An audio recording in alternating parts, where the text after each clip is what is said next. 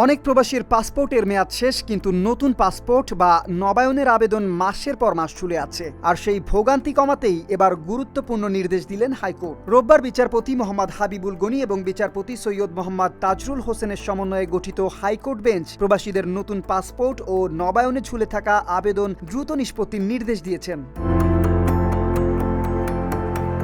জানা গেছে, আদালত পাসপোর্ট কর্তৃপক্ষকে আগামী ৬০ দিনের মধ্যে সব পেন্ডিং আবেদন নিষ্পত্তির আদেশ দিয়েছেন।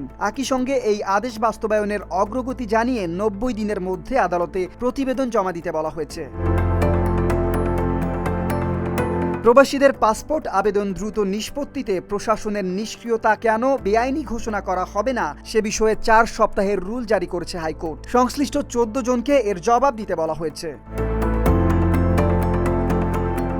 গণমাধ্যমে প্রকাশিত প্রতিবেদনে উঠে আসে, বহু প্রবাসী দীর্ঘদিন ধরেই নতুন পাসপোর্ট বা নবায়নের আবেদন করেও সেবা পাচ্ছেন না। সেই খবরের ভিত্তিতেই জনস্বার্থে Human Rights and Peace for বাংলাদেশের পক্ষ থেকে রিট আবেদন করা হয়।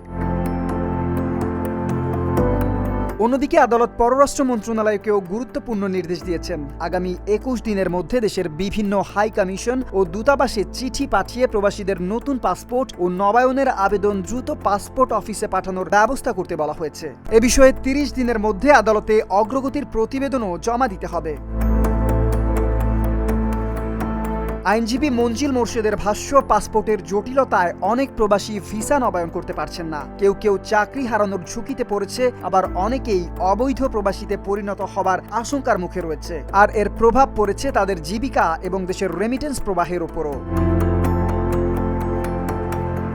লাখো প্রবাসীর দীর্ঘদিনের ভোগান্তি কমাতে হাইকোর্টের এই নির্দেশ কতটা দ্রুত বাস্তবায়ন হয়, এখন সেদিকেই তাকিয়ে আছেন দেশে বিদেশে থাকা প্রবাসী বাংলাদেশিরা। Desk report, Dhaka post.